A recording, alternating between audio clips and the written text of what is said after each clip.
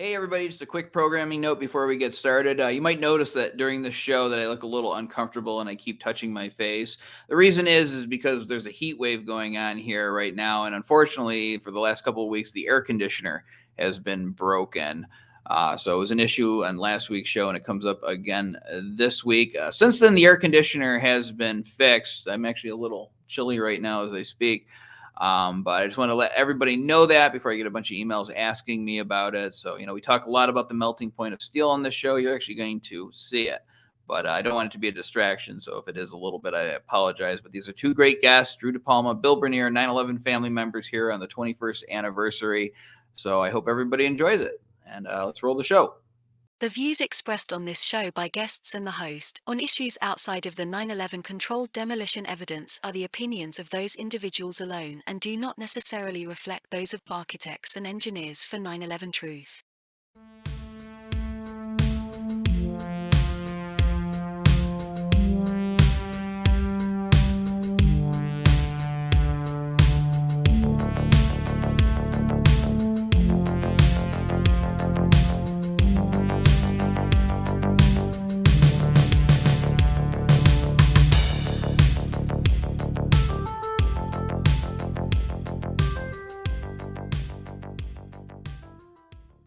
Welcome to 9/11 Freefall. I'm the host, Andy Steele. Today we have two great guests for this 9/11 anniversary weekend.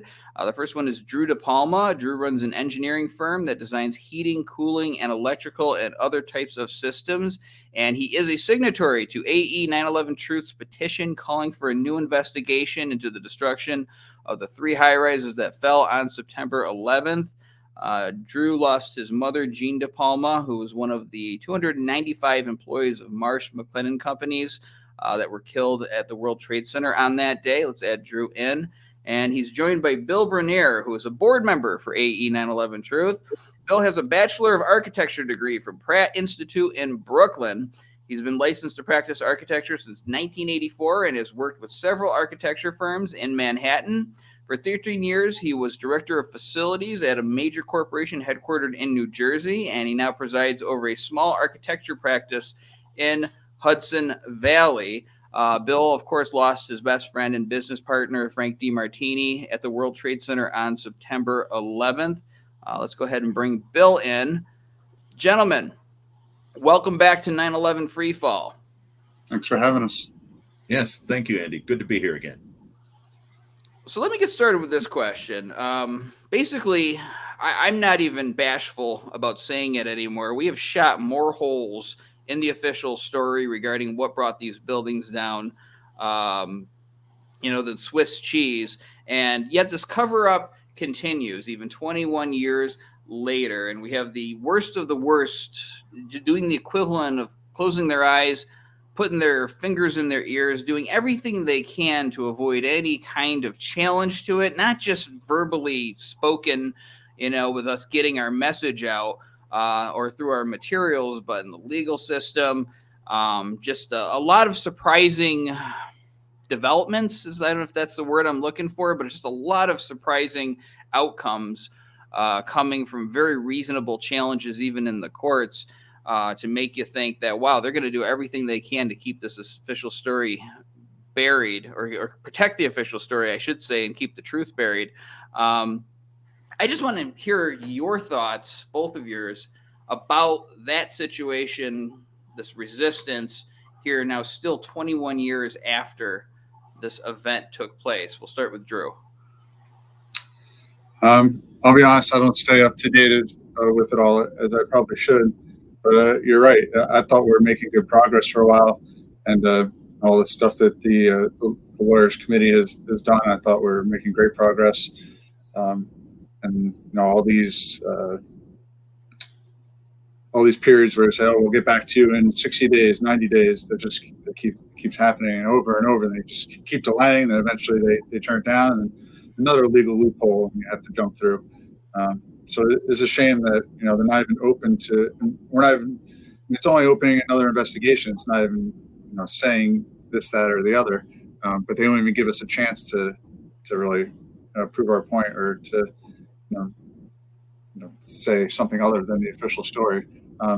case in point is I was trying to get a presentation from two engineers at my alma mater, and I went to different school committees, I went to different professors, and I thought I presented it pretty non-biasedly, and they really wanted no part of it. And I told them, especially them being an engineering firm, I thought they'd want to hear both sides, or at least hear the story. They can make up their own minds, but they didn't even want to entertain that. So that was my own personal connection to just how it's, people still are kind of afraid to, oppose the official story. It's funny because you hear so many people say, "Oh, it was 21 years ago. Let it go, let it go." But at the same time, these same people will turn around and still not want to cover any of the information that we are talking about. So it almost seems like a contradiction in a sense. Like, oh, if it's so unimportant at this point, according to these people, that we should just let it go, then what's the harm in having this discussion about what really happened there on that day? It's just that whole oh, it was 21 years ago argument is just a tactic to try to keep this justice from being delayed and keeping this information stifled. Bill, the same question I just asked Drew, your take on the cover up and the roadblocks here, even 21 years after 9/11. Well, it certainly is a cover up. I have been trying now for 21 years to find out the truth, about what took the life of my good friend Frank and so many other people that day. And it's been an uphill battle all the way. They meaning the basically the government and the entire media in the country, most of the media. I mean, there are certain outlets that do allow us in, but for the most part, the mass media has dropped a blanket over us and is hell bent to keep it in place and not allow us to get our story out. As a current member of the board, I'm pretty privy to the efforts that are being made in Project Due Diligence, where our engineering wing is making every effort to do what Drew just mentioned, was to get our message out in front of the engineering community, both students and various engineering committees and organizations, professional organizations. Sometimes we've made some really good headway, and other times we haven't even had a chance to do that. It seems lately we've had quite a few acceptances where we've been, we asked if we could speak. We were told that there were plenty of slots and it was no problem that we could speak, only to find out that, moments before, sometimes a day or two before, the invitation has been, rescinded. And we're told that there was a administrative foul up, and there's unfortunately no time for us to make our presentation. It's very convenient, and it happens over and over and over again. It's really a brick wall that we're up against, and the farther out we get from September 11th, 2001, the more difficult it becomes. The truth has been basically covered up and put in a drawer somewhere where hopefully no one is going to pull that drawer open and pull it out and take a look at it. And it's extremely frustrating for me and for those of us professionals in the truth movement who have taken a close look, have really done our homework, have opened up the drawers and pulled out the evidence and spread it out on the table and taken a close look. It's so glaringly clear to those of us, and it's not just professionals. It's pretty easy for the layman to understand it, and many of the professionals that have looked at it have translated that professional language into layman's terms so that anybody can understand it, and it doesn't take a rocket scientist to understand what happened. to those three towers that day, especially when you look at Building 7, which is what we're putting in front of people left and right. And Professor Halsey's forensic study up at the University of Alaska that took, I think, 3 years for him to do at least. And I know we at AE911Truth were working on that for several years before that. So it's been a long haul, and it's so clear when you review the entirety of his report, or even a synopsis of his report, that there's no way at all that what we were told, that there's simple office fires could cause such a massive collapse of a building that was built to withstand hurricane force winds.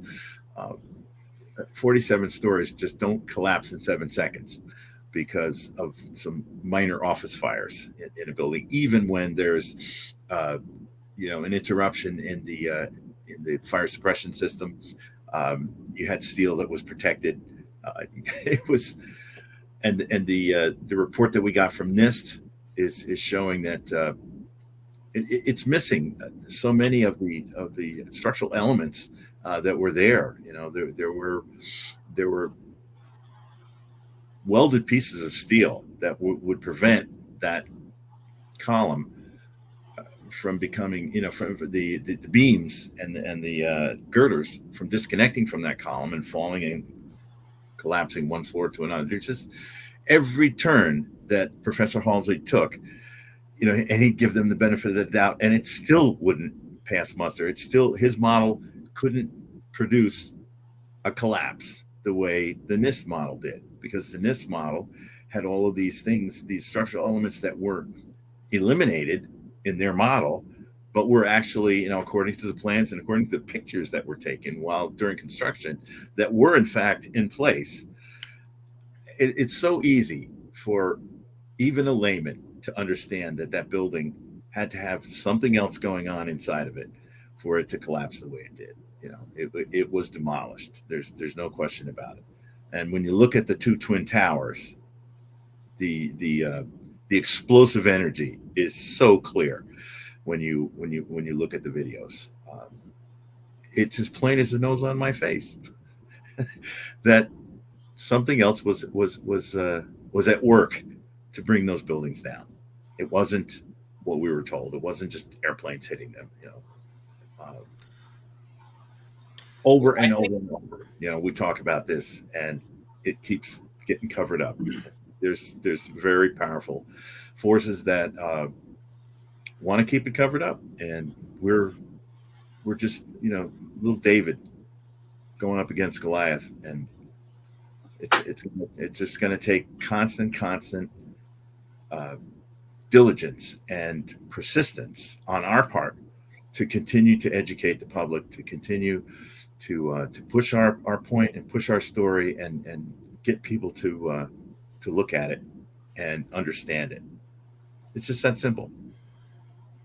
Yeah, exactly. The resistance is exactly what tells me we're on the right track, because if it was just some wild speculation or just some crazy conspiracy theory, I think they would just ignore us and just let us keep on doing what we're doing. But you can see it everywhere.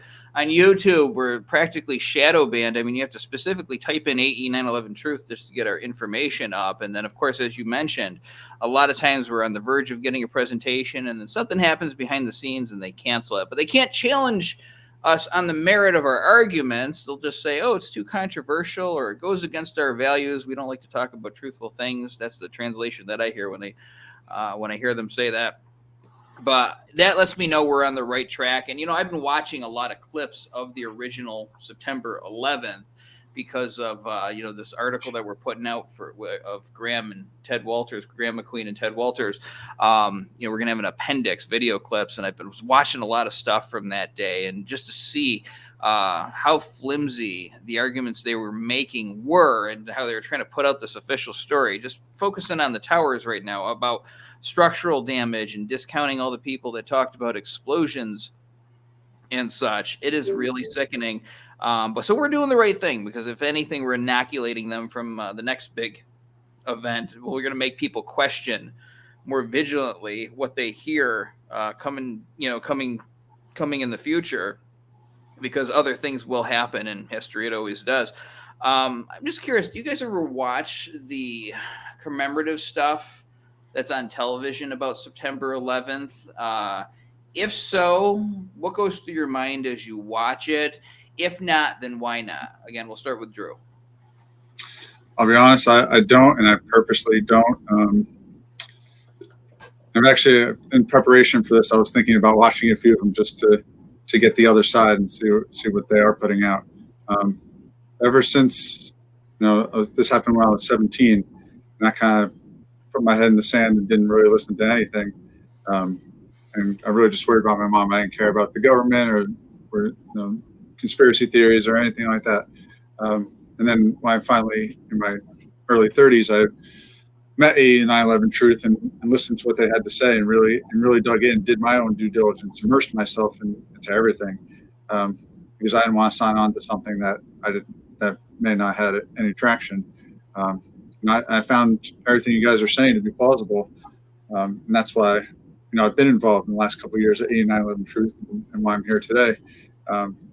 And just the other side of it, it's just. I don't believe that a lot of it shares my viewpoint, and I just haven't really given it the time of day to even watch some of that stuff.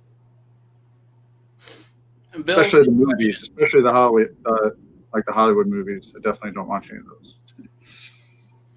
Yeah, no, I know what you mean. And yeah, I think there's been a few Hollywood movies, but I can't think of them off of the top of my head, except United 93, which is off topic from our topic. Bill, same question. The commemorative stuff that comes out each year, History Channel, wherever else, do you watch it? What do you think as you watch it? If you don't watch it, why not?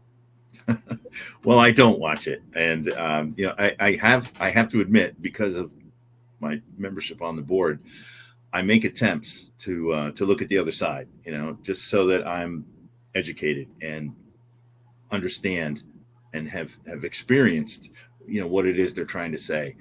It's so easy to shoot holes in what they say. It's almost pathetic, the dribble that they're trying to shove. Well, they are shoving down the throats of most Americans, and most Americans do tend to believe it. I think it's their mindset, it's their worldview.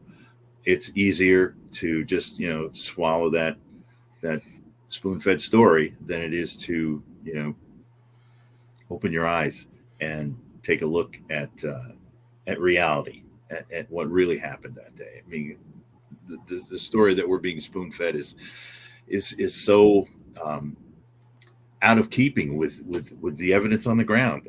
It's so simple to see that, and it's annoying to me.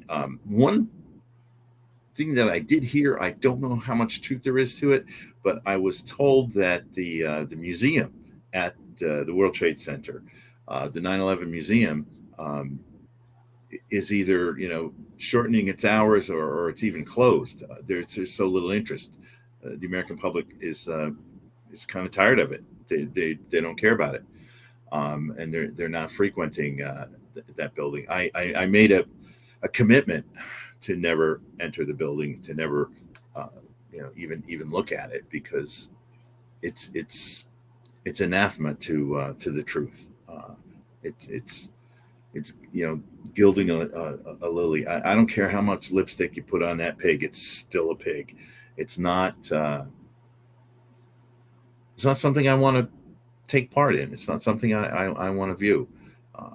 So the only time that I do take a look at it, it's typically when it's online, when it's available online, and I can view it. And I have to admit, I don't think I've ever sat through an entire piece that touts the official story and tries to shoot holes in our story. I listened to 2 or 3 arguments against what we have to say, and they're so off the wall in terms of their connection to reality and to truth. It really is true that for their story to stick, the laws of physics had to take the day off that day, and I don't think they did. It's not realistic to think that would happen. So yeah, it is it is difficult. And, for those of us who have done our homework, who have taken a look and have come to the conclusion that we've been, fed a lot of misinformation and a lot of outright lies. And our request, for an investigation into what really happened is falling on deaf ears at just about every level of government. You from the federal government right down to the local township that I live in. They doesn't matter where you are, you're gonna run into that brick wall. You're gonna get covered up with that cloth that wants to hold the truth, keep it under the rug, and not exposed. It's at every level. It's catastrophic is really what it is. I'll tell you what, there were some dark days during the American Revolution. At one point, George Washington was known for nothing other than retreating. And was getting a lot of flack for it, and it took a while for things to turn around, but we all know how that ended. Here we are, and we're not part of the British Empire. So I'm always hopeful. I'm always optimistic. I think things are going to have to get a little worse here in America for the powers that be, for the important people in our government to take this seriously and do something with it. But I am hopeful that in the end, we're going to have a full acknowledgement of what really happened. I really believe that. That's not just bluster. I'm going to tell you why, because we have to. We absolutely have to. I do watch this stuff. I'm working on another project. Everybody will find out about it when it's done. But I had to figure out the windows of the World Trade Center and how they looked. And I'm sort of recreating the people who were waving out them. And it kind of led me down this odyssey of watching this documentary about windows in the world and just about the people who jumped that day. And I saw the story about this poor guy who had gone most of his life, was an older gent and had gone most of his life not finding the right woman for him. Finally, he met her, and I believe she was having lunch, or, well, it was been too early for lunch. It would have been breakfast, I guess, at the Windows in the World restaurant that day. And then the plane struck, and even though he can't confirm it, he says it looks like her, that she was one of the people that jumped from the window. And just, how terrible of a story. You go your whole life to meet the right person, and then something like this happens. And I think about these things, all of these individual stories, as we proceed with our work. So this is going to keep me going up until the day I'm no longer on this planet. If we don't have justice on it, I'm going to be on a little hover around with a 9/11 bumper sticker on it, appearing at rallies and such, still talking about this. I want to know, we talked already about the cover-up. We talked already about the resistance, all of that stuff. We all know about it. Had there been justice from day one, had 9/11 happened, but then it was exposed to be a controlled demolition and we went after the right people behind it, that would be one thing. Then you would get justice. But at this point, after the cover-up and resistance of 21 years, is that enough? If we get this acknowledged, if we get this out into the world's understanding of what happened that day, would an apology be enough for you for everything that we've been put through over these years? And if not, why not? We'll start with Drew. I don't see how that would be enough in any way, shape, or form. It's been 20 plus years. I just think about my kids, really. The fact that if there was ever acknowledgement, that would be, it wouldn't really be for me. It'd be more for them, because they never got to know their grandmother. All they know is that some planes hit some buildings and they were really mean people and they wanted to kill my mom. If you ask my kids, that's what they'll say about it. But I think it's important, if there is acknowledgement, it kind of just proves that, resilience, can overcome, certain barriers. And yeah, I lost my train of thought. But eventually, I'm hoping that's the case. I'll, it's really not going to affect me one way or the other. I did my due diligence of both sides, and I'm going to believe what I want to believe. It'd be great if everyone else believed that too, but no, I'm going to live my best life as much. If 9/11's taught me anything, can't really dwell on the past. I can fight for, what's right, and do right by my family and I, and I hope others can realize that and appreciate that. Bill, same question. 21 years later, we've been fighting against these people, so we didn't get justice immediately afterwards. Is an apology enough after this gets acknowledged? Well, Andy, I have to say that listening to Drew respond to that question was really, it lifted my spirits. It really did. The idea that we'd ever hear an apology is ludicrous. That's just not going to happen. And as far as I'm concerned, as long as the truth came out, that would be reward enough for me. I would die a happy man if that were to happen. I don't expect that to happen. Before I leave this world, I really don't. I wish it would, and I intend to work as hard as I can to make that happen. Prior to that event. But if it comes to pass that I pass and the truth isn't out, it's not going to upset me at all. I know that our chances of success are very, very slight, and that doesn't really bother me. I know that I'm on the right side. I know that I'm correct. I know that we are correct. I know that we see the idea that something else caused it, and we're staying as focused as we possibly can on trying to find that out. We can go off on tangents and delve into conspiracy theories as to who did it and why they did it. And there's plenty of that out there, and a lot of it, quite frankly, makes a lot of sense. But that's not for me or us in AE911Truth, to dwell on that much. I mean, privately, that's one thing, and privately, I do consider it, and I do think that I have a much more realistic viewpoint as to what makes the world tick that we live in today.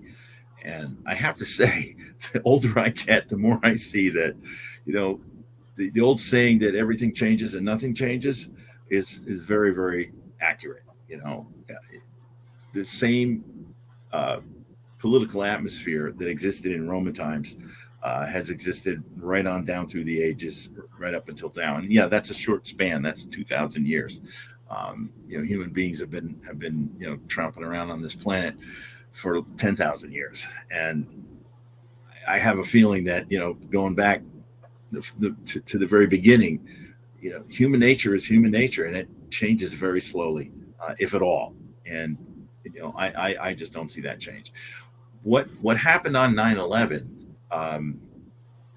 was such a horrific crime, and it tends to reinforce the idea that if as a government entity you're going to pull something off, it might as well be really big. The bigger it is, the easier it is for the bigger the lie is, the easier it is for people to swallow. And this is one heck of a lie. This is gigantic, and I think normal people in their everyday lives have so much to worry about to get through their day and their week and their year, as they plan, to live out their lives in modern times. They don't have time to dwell on this and to think about it. Their worldview is very cut and dry, and anything, and this really messes with anybody's worldview, to think that our government could have anything to do with something so horrific is just unthinkable. So that's what we're up against. That's really what we're up against. And again, and if the truth were to come out and there was a big apology, I really would look the other way and say, how where's the joy in that? What does that give me? It doesn't give me anything. But the idea that the rest of humanity would wake up to the truth that we understand, that there were explosives planted in that building, and that the people that were blamed couldn't possibly have done that. If they did, they were pretty darn amazing people, and it's just so highly unlikely. And the whole idea that we were so let down by the forces that were supposed to protect us that day, and that all of those people they didn't get read the riot act, they got promoted. That's just ridiculous, and it hurts. It really hurts to think that we're living in a society that's comfortable with that. I mean, I'm certainly not comfortable with that. That really that rubs me the wrong way in such a big way. So I continue to work to get the truth out. I continue to research. I continue to look into, thoughts that others have had about, what might have caused it. I still don't know. And I have to say that the people that did do this, that did plan this and pull this off, made a lot of mistakes. And they have egg on their face in so many respects. But in the end, they were extremely successful. And what they set out to do got accomplished. And I sure as heck would like to know how they did it. I really would like to know how they did it, because it was genius what they did. It really was. To get those 3 buildings to fall into their footprint without anybody knowing, it's phenomenal. It's absolutely phenomenal. The fact that Building 7 fell too late, to be seen as part of the whole thing, and that's our smoking gun. That was a big mistake that they made, but they still got away with it. Because the lie was big enough. It was big enough that people have no choice but to go along with it and to believe it. It's a sad, simple truth. I think the public was more naive back then. Again, I've been watching old news clips from the day of September 11th, and I'm not going to say everybody in the mainstream media was bad that day. I think everybody in the mainstream media, most of the ones you see on TV, were getting handed papers and told what to say. You could even see some skepticism on some of their faces, not outright like I don't believe what I'm hearing skepticism, but more of like are you sure that's right? Ooh, do we have more proof on that? Type of thing. And I think the public was just generally very naive of these types of things. Here's a good thing about what we're doing, and I say this all the time, so I'm not going to belabor it, but there's a 3-dimensional aspect to our activism. We warn people, or we tell people about this. It sort of warns them for the next thing. People become more vigilant, more guarded against each new thing, and that doesn't mean you need to get paranoid and make a bunch of baseless speculation and accusations for each new thing. But it just, it's good to be vigilant and look at all of the evidence. And I think that people are less likely to get fooled again if there's another 9/11 style event. And I think we're going to make a better society. If it did get acknowledged, there is no doubt that would have an impact on the psyche of the entire country, and that would set a precedent, if we could actually do this, of what people, ordinary people like yourselves, like myself, are able to do to overcome such a deception this huge. So that's why, again, I'm going to continue doing this for as long as I possibly can, because I like making these people squirm. I like them having to come up with new excuses all of the time and being annoyed by getting letters from us and all of that stuff.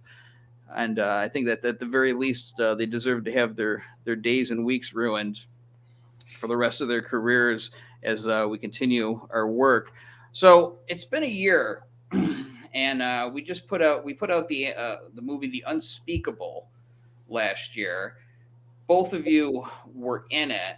Now that the film has had time to sit on the shelf and breathe a little bit, I'd like to hear your thoughts about participating in it and the impact of the film, including the message that you want people to take from it. So I know that's a mouthful, but do your best. We'll start with Drew. It was a bit cathartic for me in a way, just to kind of get things out there and off my chest and out into the world, whether people agreed with it or not. I don't think I really talked much about, how the buildings were brought down or anything like that, just more how it affected my life and my family's life.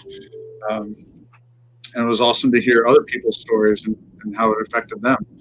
I've had random people come out of the woodworks saying that they saw the movie and recognized me, or even friends of friends. We had a bunch of random people, just email me and tell me how the movie affected them and my story. It was fun to be a part of the whole entire process. And my family was in it. They enjoyed being a part of it, and the entire film crew was great to work with. And even the Q&A session I enjoyed after, the live streaming portion, where people ask questions. I enjoyed that part as well. I'm not sure what effect it had on the greater public, but I certainly enjoyed being a part of it. Bill, same question. Your participation in the unspeakable, and what kind of message were you hoping people would get from that film? Well, I tend to agree with what Drew just said in terms of, the impact that it had. I think the impact that I was looking for was to, and I said this, I think, during the Q&A afterwards, was to put a real human face on our movement, to get people out there to understand and to see that we're just like them. We're regular people who were directly touched by this horrific event in a permanent way. That we lost loved ones that we shouldn't have lost. Their lives were cut short by a terrible event that really didn't need to happen. I think that the film itself, I think it affected those who actually watched it to a great extent. I received a lot of empathy from friends and family who saw it, and got to know more than just me, because there were other people. There were 5 of us in that movie that were directly affected, and they got to see that I'm not alone. That and they know that there were 3,000 people that were killed that day in New York. That's a lot of horrible stories and a lot of pain and a lot of agony and a lot of grief that was foisted upon our nation that day.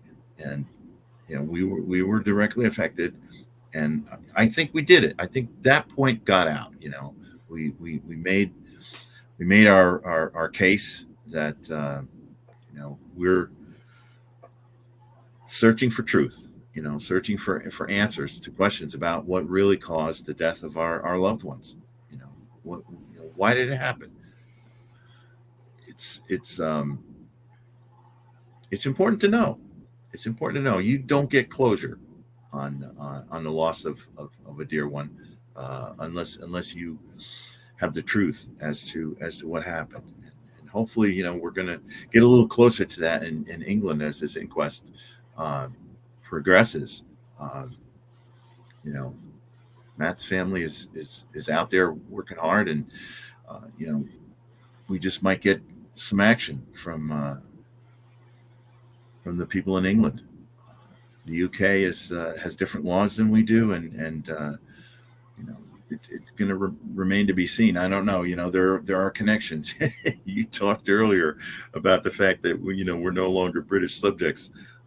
On the other hand, what happened here in the United States has supplanted the United Kingdom, and we are now the 800-pound gorilla walking around on the planet, and running the show, so to speak.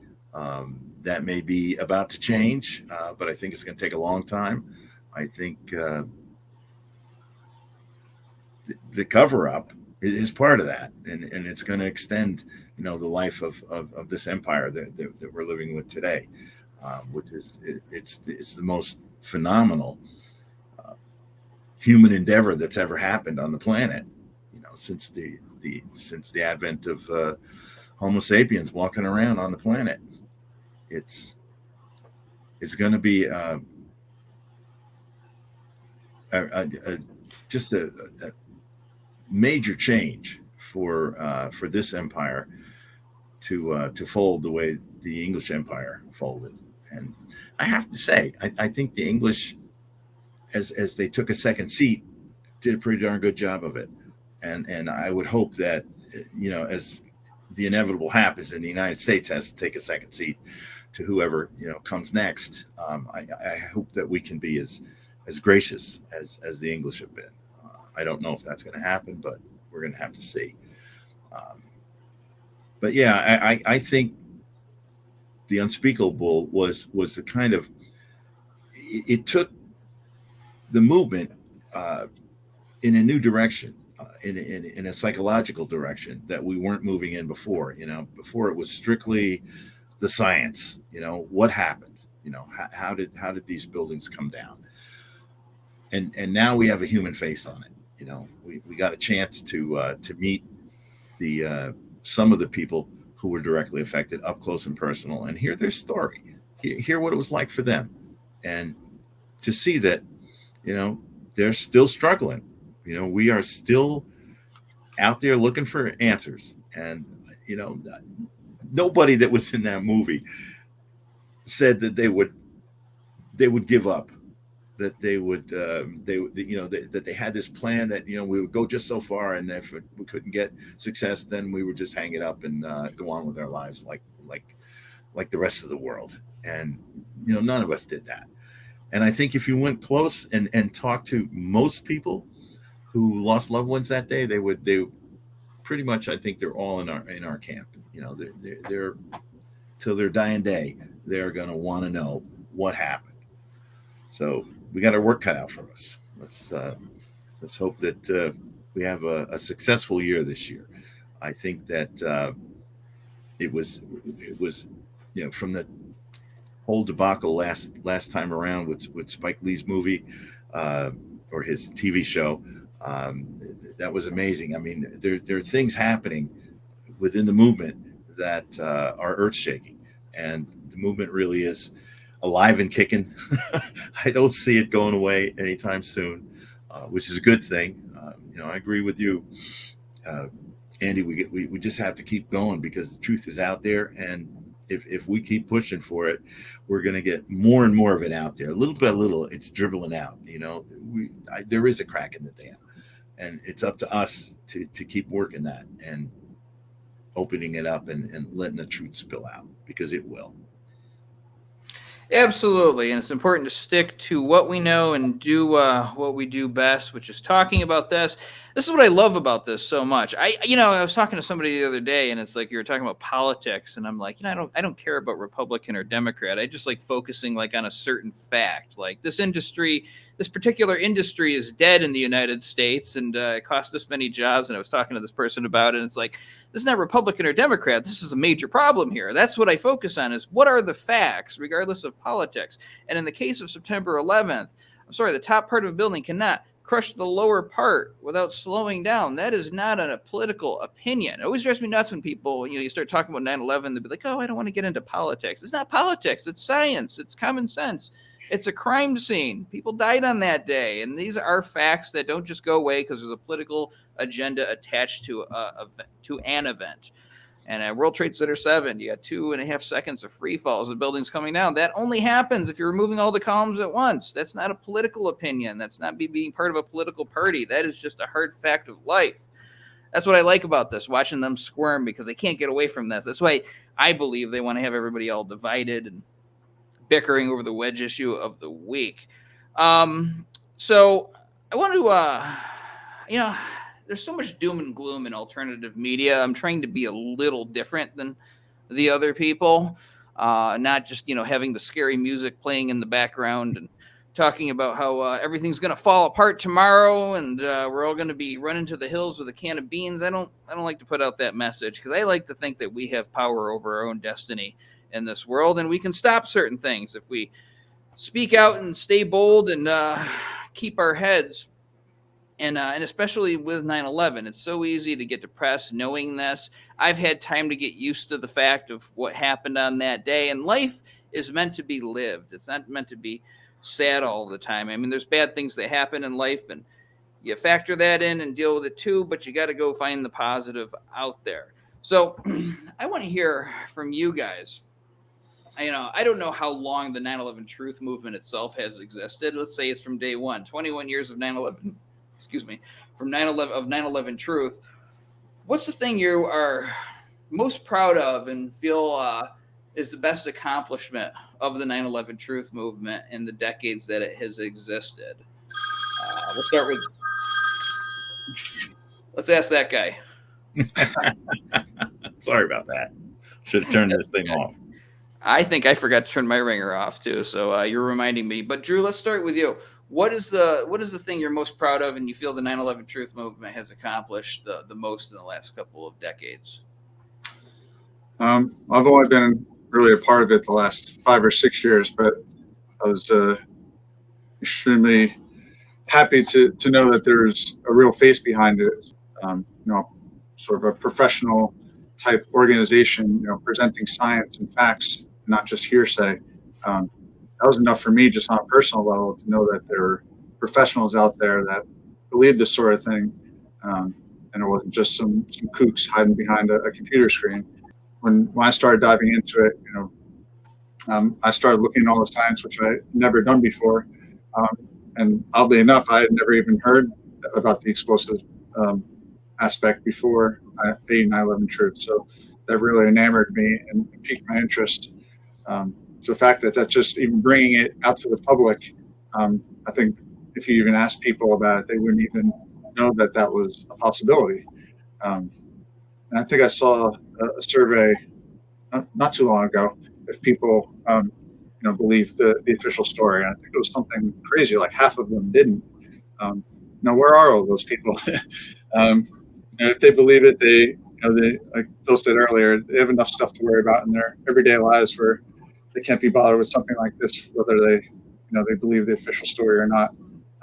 They may be in our camp, but they're not going to do anything about it. Not even as much as to sign a petition or sign their name to stuff. A lot of my friends and family have done that based on the stuff that I've sent them. Even if I can change a few minds, or AE911 Truth can do the same. Now I feel it's not a complete win, but every person's mind, every person that questions the official story, I consider that a win in my book. And on a more personal level, the most positive thing I can think of that's come out of all this, as I said, my kids never met my mom or their grandma. I actually asked them earlier today. I told them I was going to be on a TV, or interview about this subject. And my son, he's only 7. He's like, "Well, I wasn't there. What do I have to say? I didn't know Grandma Jean." But my daughter's a little older, and she actually was semi-named after my mother. So she's like, "Tell them that I was named after her."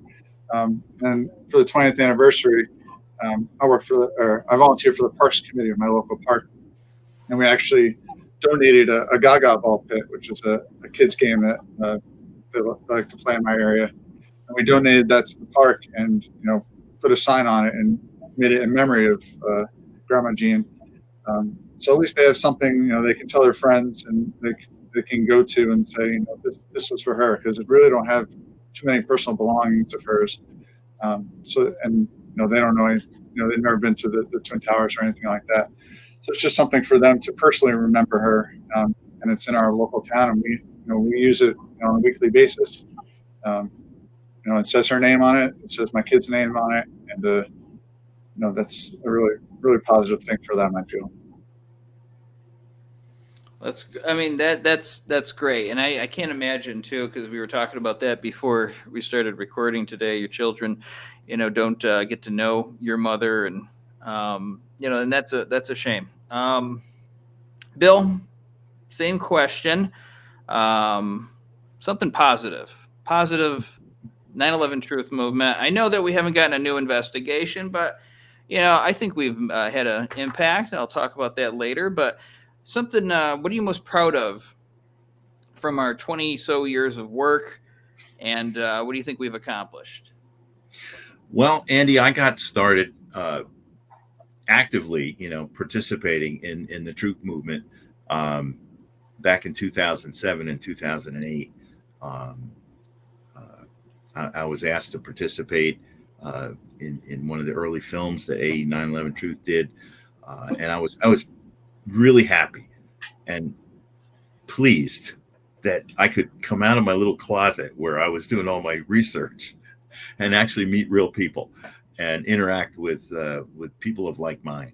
And to me, the thing that I'm the most proud of is the fact that we have grown exponentially. We really have. We're making progress. We are reaching out and we're connecting with people in a meaningful way that wasn't happening in 2006 and 2007. Years after the event had happened, our movement was just this fledgling little nothing.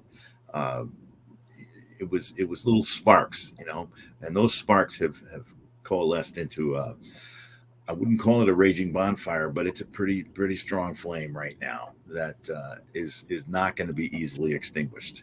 By no matter how big that blanket is that they try to throw over us, we're getting enough oxygen in there that those flames will still burn, and hopefully they'll burn away that blanket, and the truth will come out.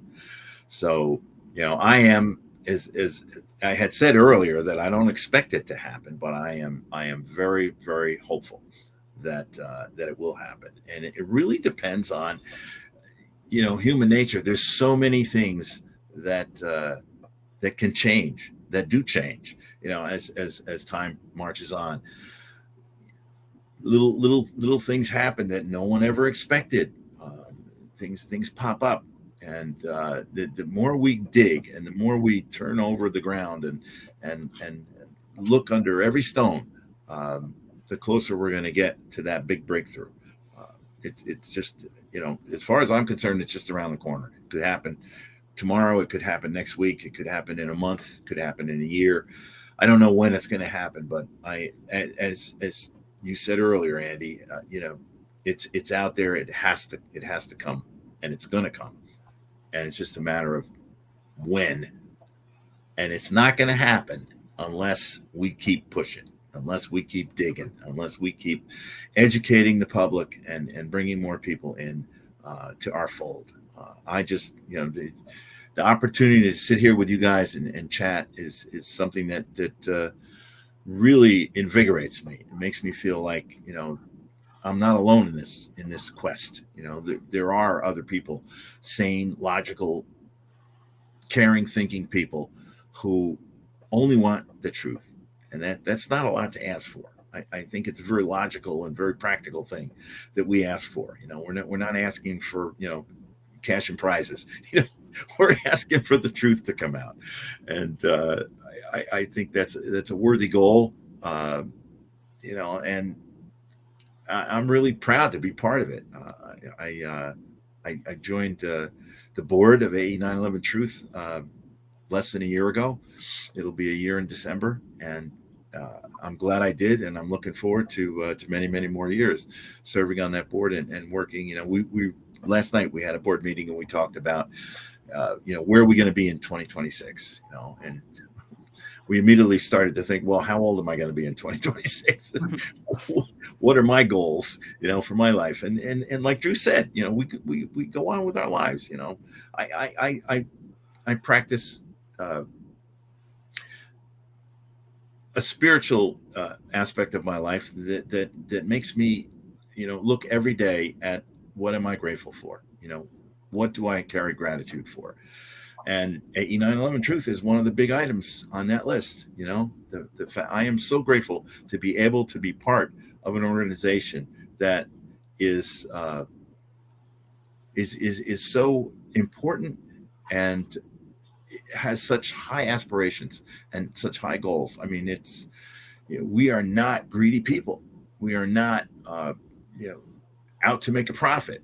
We're just looking to survive financially, and we're looking, to expose the truth about a really horrific event that that changed the world. It really did. It changed the world. We live in a different world today because of what happened on September 11th, 2001. And there's, we can't change that, but, we can't change what happened, but we can certainly change the way people look at what happened that day by exposing the truth, by bringing the truth out. And why should we stop? It's something that we just have to keep going with. And I'm proud to be part of it. I'm proud of the movement. I'm proud of the fact that the movement has grown so much in a relatively short period of time. And, we have a lot to do, and we got a long road to hoe, and we got dedicated people. We're going to do it. Yeah, you're right. And, the people here aren't greedy. I know me, I'm personally satisfied by so little, honestly. It's just, hanging out with my dog and eating a good pizza is pretty much my only luxury. But I've watched this movement grow from the very early stages. I actually got the email about there being explosives in the building the day after September 11th. Of course, I dismissed it at the time. But, I joined on in about 2006. I remember I created a MySpace page thinking I was going to be the only voice out in the wilderness doing this. Why am I even bothering to do this? No one's going to care. And then I ended up discovering thousands of people that simultaneously had the same exact idea as me. And it was just to watch it all come together and become what it is now. The other side likes to disparage and say, oh, you're not that big. You're not that. Well, actually, it is pretty big if you can include people who aren't active all of the time. I know that if we have some kind of development with this, all those people who are kind of, living their lives, kind of generally following it, they're going to be sparked up and on the edge of their seats and all involved again. So no, this movement has grown, and we've gotten more professional and more sharp in what we do. And that is a collective effort. That is not because of any one person. That's because of so many other people, so many great people out there just doing small things well every single day. So I have no doubt. I say this. I don't come, you don't go to Vegas to lose, and I don't come to DC and New York and all these other places to lose either. I think we're going to win in the end someday, no matter how long it takes. And I think they're going to acknowledge it. And I think this is something that's going to be in the history books to learn from. There's going to be sociology classes studying the phenomenon that took place in this country at that time. And for that reason, it's all worth it. Everything that we endure is all worth it. So I want the audience to remember that going into the next year of activism. And we also got to influence the culture, and we're going to be working on a few projects to do just that. So keep your eye out for those. Guys, thank you so much for standing with us, the work that you do, speaking out for us, and, good luck to you. And thanks for coming on 9/11 Free Fall today. Thank you, Andy. It was a pleasure. I appreciate it. There you go, folks. Another 9/11 Free Fall. Thank you so much for watching. Remember, if there's any way that we can improve the show, let us know by going to 911freefall.com or AE911Truth.org. That's the mothership there. But for my part, this is Andy Steele saying we'll see you next week. Bye-bye.